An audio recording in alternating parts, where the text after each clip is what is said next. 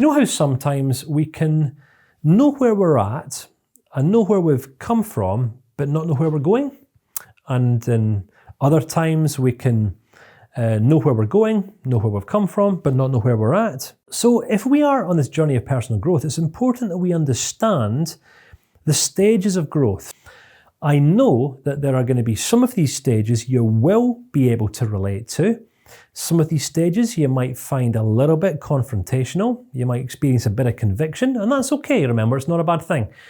But what this video is hopefully also going to do is give you a very, very clear direction of what it is that you can work towards for the rest of your life, all right? This isn't just about giving you some head knowledge. It's not just about giving you some tools and techniques. In fact, I'm really not an advocate of techniques whatsoever. I'm an advocate of building principles into our lives for the purposes of driving and taking full responsibility for our own growth. Techniques I like to view as kind of like sticky plasters that we can put on infected wounds.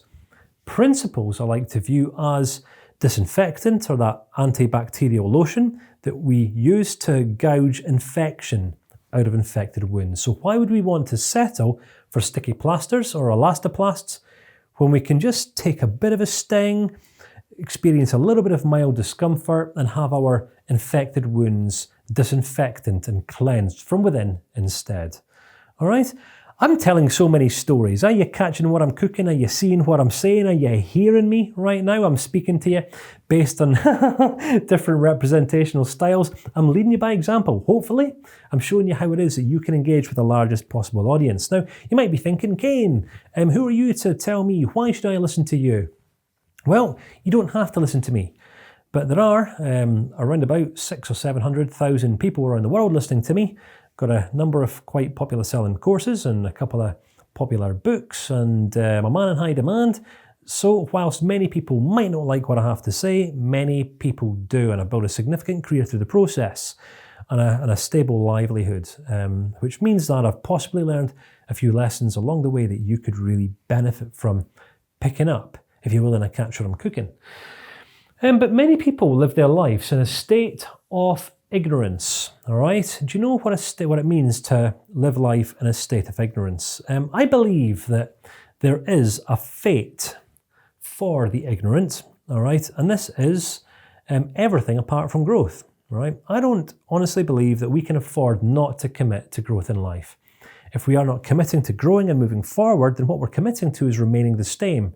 And that which remains the same will eventually die or become irrelevant or obsolete. No one wants to become obsolete or irrelevant. Why? Because there's just nothing rewarding or fulfilling or meaningful to be found in this.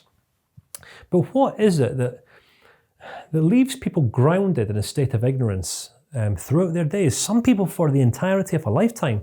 And this is when people cannot see beyond their own thoughts and feelings.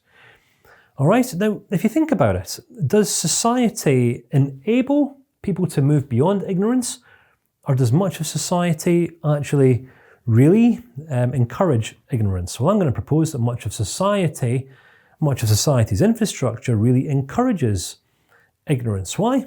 Because when people are anything apart from ignorant, they won't vote for certain politicians. They certainly wouldn't subscribe to placebo pharmaceuticals. All right, half of the so-called professionals out there are only professionals who operate making themselves out to be some sort of concrete authority. When we become more abstract in our thinking, we no longer subscribe to concrete authority, which means professionalism kind of becomes irrelevant. We're no longer looking to people to, fix and heal and drive our lives for us. We take responsibility for driving the entire process. But people in a state of ignorance will be governed by their own thoughts, by their own feelings, by their fears, by their insecurities, by their angers, by their perspectives, by their worldviews, by their opinions. Because from their perspective, how they see things is how things are. People are not yet ready to grow or become more flexible or consider any other worldview or perspective that differs from their own. And this is why people remain ignorant. And this is why when hard economic times come, people fall flat on their face. It's why when depressions or economic downturns come, some people end up getting wiped out. It's the fate of the ignorant. Some people, if they are not growing, end up getting left behind. And we've seen this, all right? To give a great example in very practical terms, I talk about, there used to be a high street store in the United Kingdom called Woolworths. Now, I remember as a child, I used to get my pocket money. I would go to Woolworths and buy stickers and some sweets and things like that. Woolworths was pretty much every child's favourite shop. You could buy comic books and all that sort of thing as well, but it was essentially like a newsagent's. When the information era came, many businesses started seeing, we need to change with the times. We've got to take our business online. You had Amazon, evolved and has become the global giant that it has today. You had, YouTube. You've got various channels through which now media is being delivered. Old school magazines and newspapers aren't received as readily as what they used to be in terms of actual tangible, holdable things, because people read and receive media online. You then have eBay, people selling goods and products and services. And what we're saying is Woolworths has said, nah, this whole internet thing won't take off. They remained ignorant. What happened around about 10 years ago? What was one of the largest high street chain stores in the United Kingdom literally went into insolvency because it didn't keep up with the times. It refused to grow. And this is also what happens with many human beings. All right, sad but true. The second stage of personal growth, all right, and bear in mind, it's only once we become sick and tired of the outcomes that our lifestyles are generating that we often become ready or willing to change, all right? We are not going to start to change until we become aware of the old habits that are undermining us, all right? If we are not aware of the voids or discrepancies in our life, then we're not going to be able to identify the ways in which we must change or the ways in which we must educate ourselves or allow ourselves to be educated. Presuppositions give us a basis for relating not just to ourselves, but relating to other people well in life. All right? One of the basic NLP presuppositions is one that was a term coined by Alfred Korzynski, a mathematician back in the 1930s, I think he was, who said the map is not the territory. And this basic idea proposes that we go through life navigating our way through problems, challenges, relationships, business, work, our vocations, operating from a map, thinking that the way in which we see things is the way in which things are. The problem is that maps can sometimes become outdated. Sometimes maps don't highlight all the details that we need to know to make well-informed decisions about what to say yes to, what to say no to, so on and so forth. The map is not the territory, which means the map is different from the territory. The territory is the terrain. The territory will sometimes have woodlands and forests and marshlands and city blocks and things like that. And the maps won't always give the level of detail that we need to make wise, congruent decisions. All right, so here's the thing. We can be aware of old habits and we can start to see the limitations of our actions and perceptions, but it's not until we devote ourselves to dying to the old way, dying to ignorance, committing to growth, that we'll start to be able to see and experience life differently. All right, this is, believe it or not, I'm using an interesting term here. We've got to learn to fight with ourselves, all right? i.e., wake up every single morning and ask ourselves a question. What don't I know that I need to know today? What can't I see that I need to see today? Is my perception complete? Is my worldview the only worldview, or perhaps has it been tainted by my ignorance through the past? Because if that's the case, then we've got to make a conscious effort to die to the old way of doing things, to create space in our life for that which is new, for that which is better. All right? If you want second best in your life, all you've got to do is take second best. But if you want to experience best, well, you've sometimes got to stop being prepared to take second best and instead develop the patience and the persistence and the perseverance and the attitude that will not stop until you get best. You with me? This can be a fight because many of us grow through life and develop this notion that we're only deserving of second best. If I'm interacting with a human being who does not believe that he or she is worthy of change or good enough to change, then it doesn't matter. I could even be the greatest magician in the face of the world, because some NLP teachers say that NLP is magic. I'm not far from it.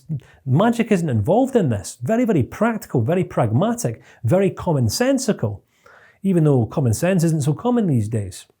I mean, as we grow in awareness of the areas in which we need to change, as we grow aware of the limitations of our perception, we can start dying to the ways in which we have formerly been so ignorant, and start creating space in our life for new, healthier ideas that will enable us to start generating more of the results and the outcomes that we actually want, i.e.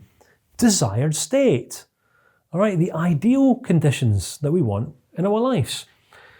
So we fight with ourselves to see and experience life differently. And as we die to the old ways, what we're essentially doing is committing and creating space for growth.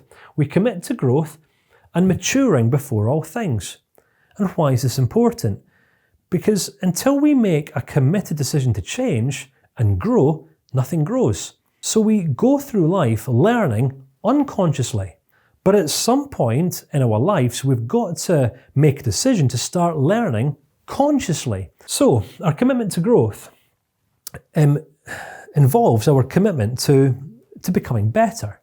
Many people beat themselves up in life. They would say things like, I'm not good enough, I'm not smart enough, I'm not skilled enough, I'm not clever enough, I'm not this enough, I'm not lovable enough. And when we embody or embrace or operate as if these worldviews and perspectives and attitudes are true, then we're completely undermining our capacity to grow as human beings, which means that we have not yet taken responsibility for driving our own growth, which means that we haven't yet committed to the process of growth and taken responsibility for driving our own learning. As we commit to growth, we ironically experience resistance to growth. And this is where many people get stuck, right? I got stuck there for a few years in my early 30s, and I'm being completely honest with you, right? Hence the reason I understand this. We have internal battles that undermine our growth efforts, right? Why? Because we go through our younger years, our junior years, our teens, our 20s, and then we learn. So we end up developing this mindset, this outlook on life, kind of like we've got it all together, like we've figured life out. We know how life should be, we've got an idea about what's right, what's wrong, how things should be, how things shouldn't be, until someone comes along and completely undermines our worldview with a completely contrastive perspective. And then what happens? I disagree, but I want to grow. Yes, of course, I know that it's going to be useful for me to understand different perspectives, but I disagree. Oh, now I've got a little devil on one shoulder, a little angel on the other. The little devil's just saying, that's not right because that's challenging me. That undermines my knowledge, my understanding. Then you have the little angel who says, but come on, be reasonable. Take time to understand this perspective. You will grow through the process. But I don't like it. This is the battle that we go through. It's kind of like the battlefield of the mind, all right? We don't undermine ourselves through what we do. We undermine ourselves through how we think, all right? For how we think determines what comes out of our mouth, and what comes out of our mouth is 9 times out of 10 what undermines us. That also influences how we're received by other people. So how we think will either build us up or it will tear us down. If we can, if we can learn how to make peace with the fact that we don't know it all, that we don't have all the answers, we aren't the wisest, smartest people in the world. I most certainly am not the wisest, smartest man in the world. I'm far from being the best NLP trainer in the world. I'm very, very far. There are other people significantly better than I. I'm just doing my best delivering this curriculum in an alternative way, all right? Using this taxonomy, Bloom's taxonomy model, all right? I'm doing my best to show you that you can do the same thing. It's all right for me. While some people likey, some people no likey. Doesn't matter about the people that no likey. What matters is the people that likey, because the people that likey will be the people that receivey, which might be you. Who knows? Then you might go on to be someone else that people go on to likey and receivey from, or something like that. All right, but you're only going to become that person if we can fight this resistance to growth. And this is, again, an evolution of the fight. We've got to fight the resistance that's coming from within. I'm doing my best to articulate our human experience, all right? So you're going to have the old way of doing things. Our old us resists new. So the new us then has to pick a fight with the resistance that's coming from the old us. And this is kind of what leaves so many of us torn sometimes. If you haven't experienced this, if you can't relate to this, trust me, my friends, just stick to this journey. You will, I guarantee. Then you're going to want to come back to this video and give some further reflection to what I'm talking about. I have internal battles that undermine my growth efforts. All right, you know what? It's not like this ever gets left behind. Why? Because we're in this constant state of flux and evolution. We're always changing, we're always evolving. With these internal battles, we'll always be here. We just get better at handling them, all right? So we will reach a stage of judgment. Now, this is an interesting one, right? I've been through this myself. In fact, I'm still in this. The stage of judgment is where we have low tolerance, or we develop a significantly lower state of tolerance for false, immature, or the superficial. So, say for example, a person wants to access some of my time, but does not want to conduct themselves in a mature way. I really struggle with this, right? A person wants to talk nonsense, dribble. I'm at this stage in my life. I like to talk about higher level things. I like to talk about mature things. I like to talk about positively framed things. I like to talk about growth opportunity. I like to talk of philosophical things. I like to reflect upon history. I like to reflect upon current affairs. All right? I don't want to sit with a person I barely know and talk about what's happening on television, on the latest chat show. I don't want to talk about what's happening at the movies. I don't really care about looking at your Instagram photographs of what you had for dinner yesterday. I honestly couldn't care less. What I'm saying is when we commit to this process, we reach this stage of judgment where you can take as many snapshots and photographs of your breakfast this morning as you want to. But honestly, I couldn't care. You start talking to me about this stuff, I'm probably going to shut you down and just say, listen, I'll be honest, if you want to have a conversation, that's fine. I don't have a problem with that, but you're going to have to raise the maturity level. Otherwise, stop wasting my time. I really can't be bothered with low level discussion. All right. Now listen, it's a boundary. You might think, but that's really hard. But what about, empathically relating? Yeah, I can empathically relate to various levels of maturity, but it's a conscious choice, right? Remember, we only have so many hours in each day. It's up to us to decide whether we want to invest this time or have it wasted with people who are not on the same growth journey. It's entirely up to us. We each get to decide. There is no concrete authority who decides what's right or wrong. It's just you and I. We're either subscribing to concrete authority or we're entering into abstraction. So what does abstraction look like? Acceptance and autonomy. All right? Am I here fully 100% of the time? No, it's kind of like I'm still dipping my toes in. It's like, when the bath's really hot and you put your toe in and you're like, ooh, that's hot. Hot potato, hot potato, hot potato. Something like that. This is what acceptance and autonomy looks like. Acceptance and autonomy is a beautiful place. I'll tell you why. Because as we reach this stage of personal growth, self-awareness, we realize that we actually have no reason to be anyone other than who we are. If other people have a problem with us being ourselves, unabridged, then that's their problem. It's not ours. Our responsibility is to show up and be fully functioning people. Because if we're not doing this, then we're not really setting an example that anyone else would want to follow. If we're leading, we're certainly not going to be inspiring or influencing anyone else to be autonomous. Autonomy comes through acceptance. When we make peace and just simply accept our flaws, our imperfections, our warts and all, say, well, you know what? I'm not the perfect communicator. I'm not the perfect man. I'm far from it. I don't have a problem with my flaws and imperfections. Instead, I'll just do my best with what I have. If anyone else is intolerant or has a problem with my flaws and imperfections, that's just a mark, an expression of their intolerance, which means that they're still around about here, means I don't ever need to interact with them or give them my time. All right? It's a beautiful, liberated way of living life. I'm being completely honest with you. If you want to live life in an impassioned way, the only way you get to live life in this state is through making peace with your flaws, making peace with your imperfections, and becoming autonomous. Because here's the thing, and I'll just wrap up with this one idea. If other people grow to love you, or flock around you, or like you, or follow you, not because of who you are, but because of who you make yourself out to be, then who they like is someone that isn't you. And I guarantee you will ultimately, at some point in the future, eventually feel the disconnect. All right? What is rewarding, what is fulfilling, what is just good in life is when people follow us, when people take us serious, they even grow on to possibly admire us, not because of the facade that we put on or because of our superficial. All right, we've died to superficial many years earlier. Instead, we're devoted to the process of just being ourselves. And other people follow regardless.